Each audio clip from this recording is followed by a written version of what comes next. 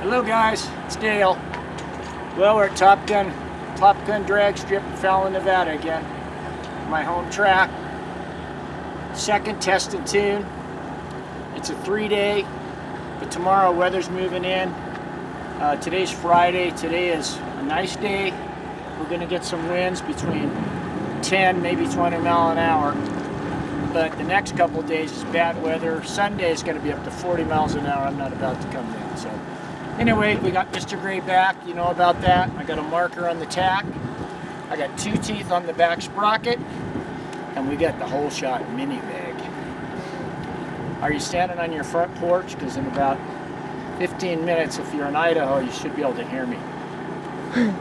Okay, so let me get dressed. We're gonna make a run in about 20 minutes.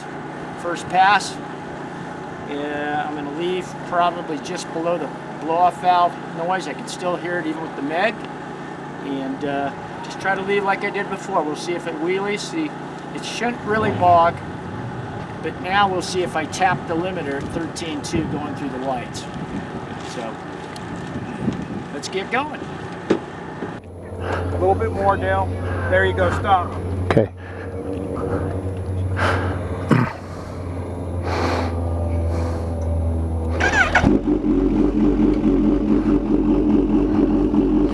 Okay guys, test and tune number 2.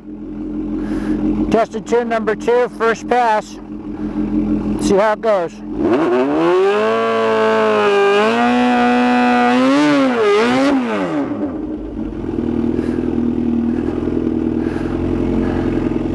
First pass will go a little dry hop. We're good.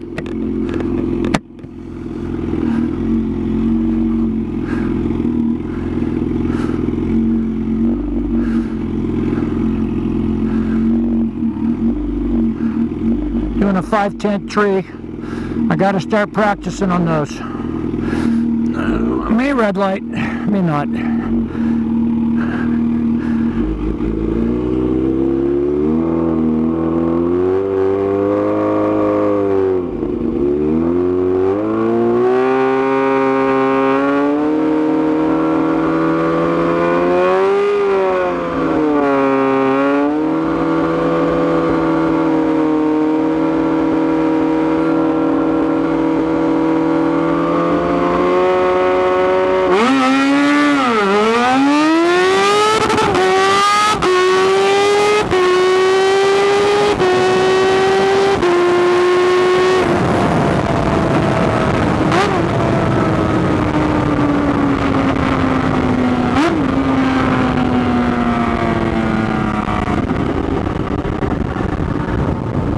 All right.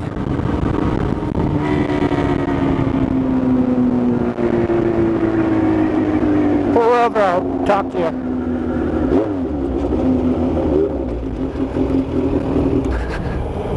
Okay, I forgot to turn on my rear view camera. It's all right. Not a bad leave. It's short geared. I'm gonna have to short shift it by ear. But I was able to watch. As soon as I saw red up there, I shifted. I don't think I touched the limiter.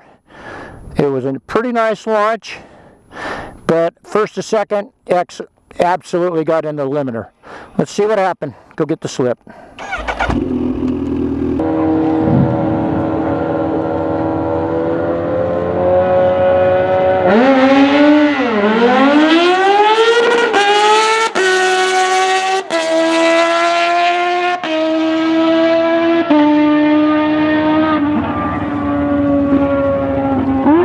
Alright guys, this is run number 1 I just did. 096 light. Did get in the 150s on the 60 footer. Then as you saw, I banged the rev limiter first to second. 2 teeth make a big difference. I'm going to have to, as soon as I roll into it hard, hear the revs coming up, shift it. Then, I don't think I hit it, I didn't hit the limiter, I don't think, in any of the other gear. But I did shift the 6th gear. I don't know why, just got a wild hair. And it did not, it slowed down, see? We do have some wind though, some pretty good crosswind right now, but it went 146, 147 every run last time. So anyway, let's get things ready. I got to adjust the chain a little bit. Let's go make another pass.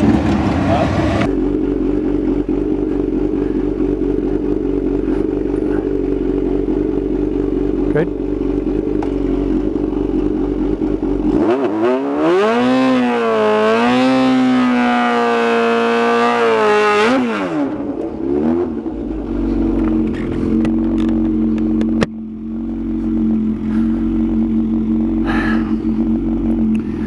Alright guys, a little more aggressive off the line. As soon as I lay into it, feel it pulling, I'm going to try to shift it. And no more 6th gear. Okay.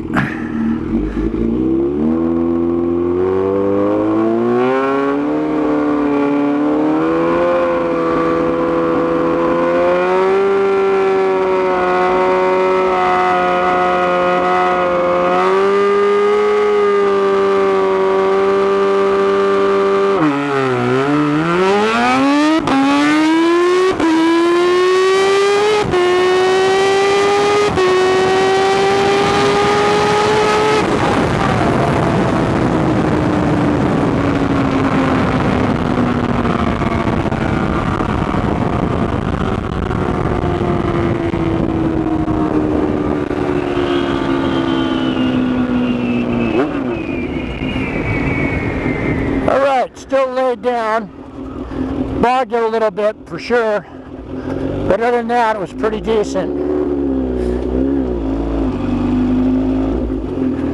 Hang on. Turn my other camera off. Yeah, it laid down still a little bit, and but I did get it into 2nd good as soon as it was on the pipe, and then shifted okay, and I went through the lights in 5th and it didn't touch the limiter. Let's go see what it did.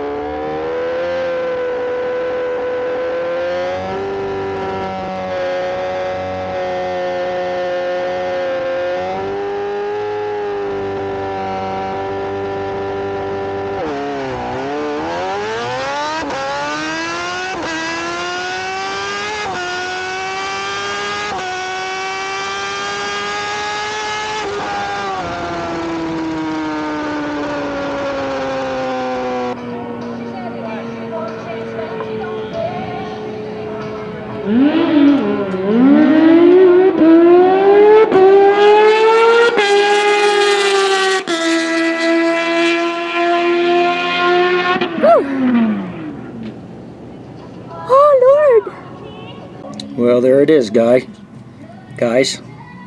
My scribble says it all. Dale Bog. I definitely didn't leave it high enough RPM. Okay, because I did shitty 60-footer. I did shift it how I wanted to, 1 to 2. It was on the boil, but not up at red line. And I didn't hit the limiter on anywhere else. But that 170 blew the ET. But look at my speeds back. It's in 5th. Didn't touch the limiter. But this bike is pretty hard to ride. There's a fine line between bog, twisting the throttle quick enough to build boost, and go. I thought this might happen with this thing because, you know, it's not a Busa, it's not a ZX14 like I've mentioned before. It doesn't have the cubes. But once I get it and learn where it's got to be on the RPM just before I start feeding the clutch and I go, hopefully I can repeat that, but I'm not sure if I can repeat it. But anyway, that's what I got to do to go quicker. If I get that even down to a mid 1.5 and shift like that, this is going to be back in the 40s, mid 40s, and the mile an hour probably be 149. So I got a couple more tries. Right now I got to rest and eat something.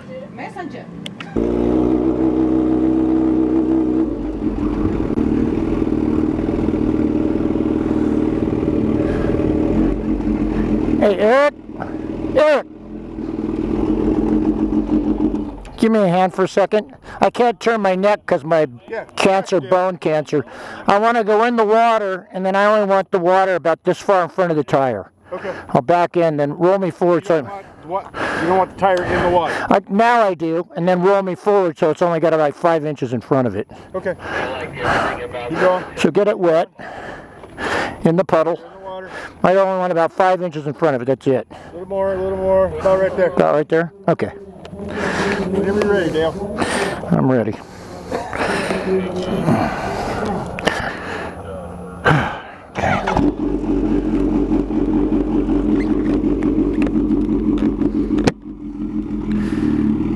Okay, guys.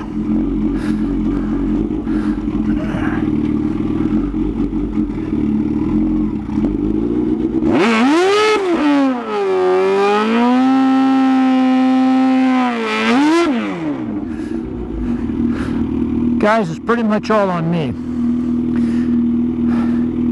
I may have to put a 2-stage shift light on this thing. I just cannot wash the tack off the line. Okay, and I'm bogging it. But let's see what I can do. All by ear again.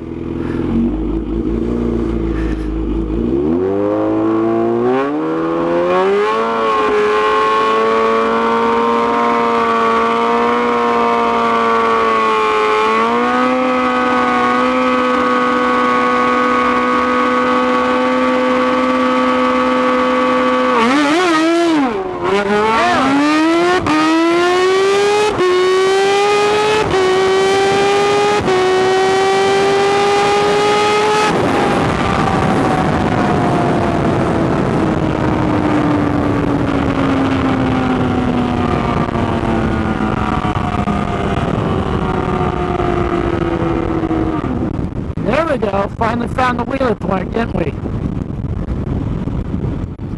Yep. I had it up there about 8,500. Too much.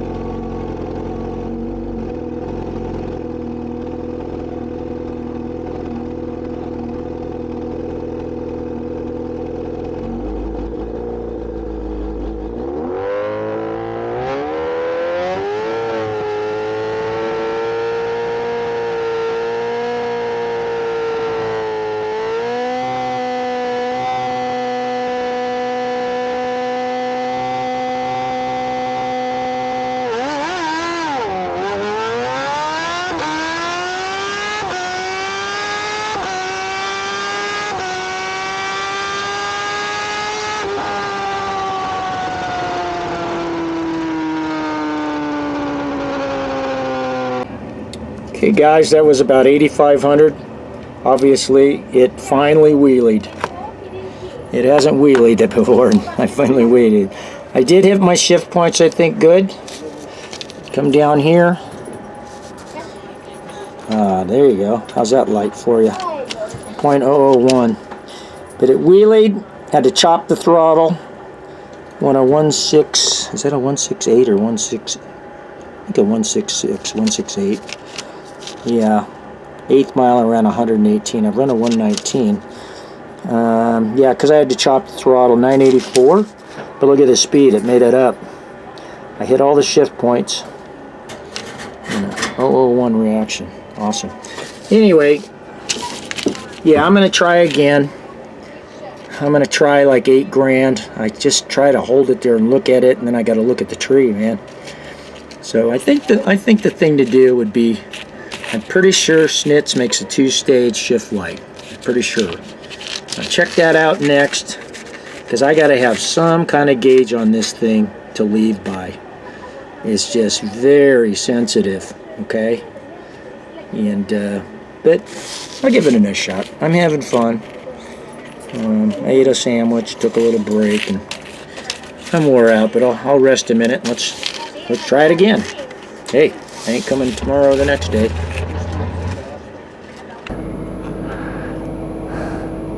Certainly help, at least. How's it going, man? How are you? That's a sick bike right there. Yep. Yeah, it's fairly new, pretty hard to ride. 1,000? Huh? Is it 1,000? Yeah. It's hard to ride. You guys fast or what? Okay.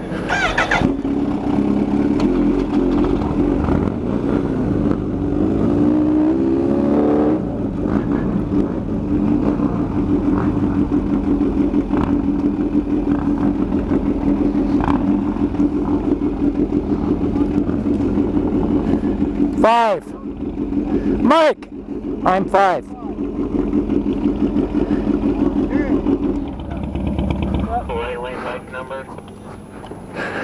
Hey Eric, can you get this for me? Eric? Eric, Eric? Can you help me? I can't turn my neck around. I want it in the water, then I only want about this much water in front of my tire. About like that? Okay. That's good. Single? Yep, you're good. Okay.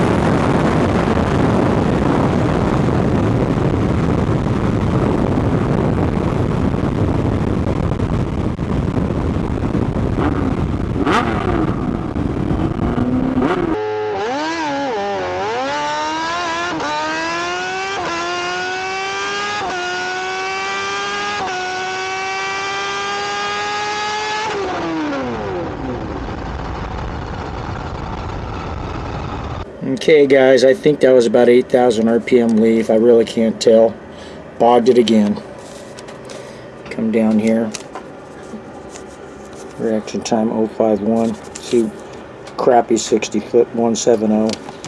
Did run 119.28 in the 8th. I think that's the fastest. And that's the fastest mile an hour it ever ran. 148.14. Yeah, if I could get that back down to a 150 or 155, that would be in the 940s, and that would be close to 150. But boy, it's a tough one, let me tell you. Yeah, here's the Mini Meg. Yeah, remember the advertisement? Will not blister, will not do this, will not do that. Well, look right there. Oh boy, it's only a time until it burns off. Oh well, it was worth a try. I'll probably strip it, wet sand it with 2000, make it look all pretty, and put a brand new plate on it and run it raw metal. let it turn purple. That'll look neat too. Well, hello guys, it's Dale. It's the day after the test and tune number 2 with Mr. Gray, ZH2. Truck and trailer still out in front, haven't unloaded anything. I'm thrashed. But anyway, yeah, I still learned some more. The bike is a pain in the butt. I knew it was going to be like this, being a small motor. But, you know, I put a couple teeth on the back and had to try it. But I've gone back and had a lot of thought about previous turbo bikes I've had, and this and this and this, and no-bar bikes and things like that too, with turbos back in the day, just single stage boost levels and things. And I was always a big fan of taller gearing, not lower gearing. But I thought hopefully this thing, just putting a couple teeth on the back, would get it through off the line, which it will. But I finally hit that breaking point of enough leverage when it comes on hard where it'll wheelie. And I had to, poof. You hear me in the video? Down, boy, down. Anyway, it was fun, but it's kind of a pain. So,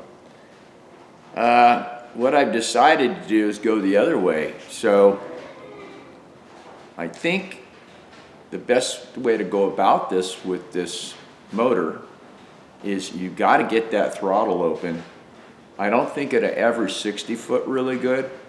I mean, maybe low 150s, maybe high 140s or something. And that'd be fine with me as long as I could do it every time.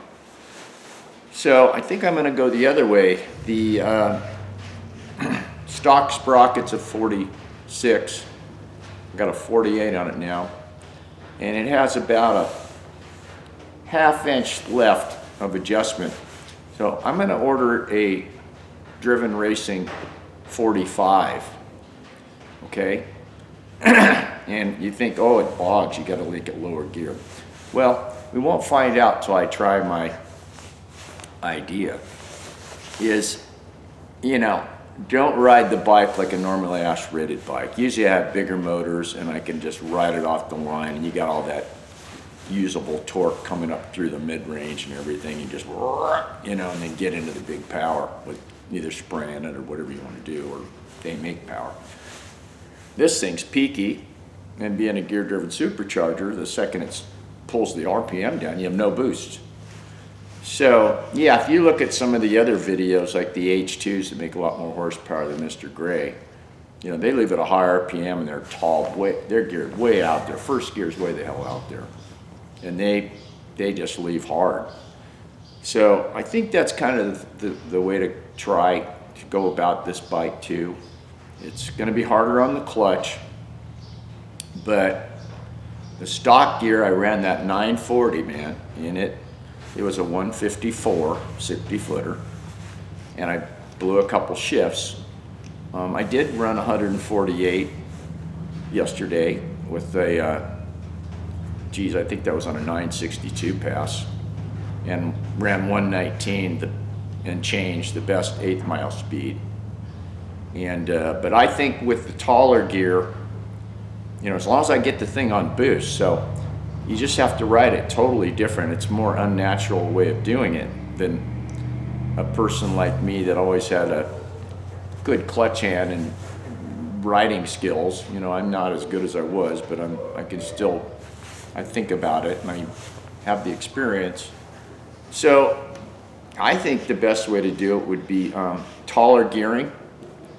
And when I get up there, I'm also going to really look into the Snitz dual stage shift light. They do make one primarily for maybe helping me see on the line, you know, and at least without a stutter box know where I'm at, and then I can kind of blink down there and it's pretty bright. I still got to look away from that at the lights and you know, at the Christmas tree, but that may help me too as far as that regard.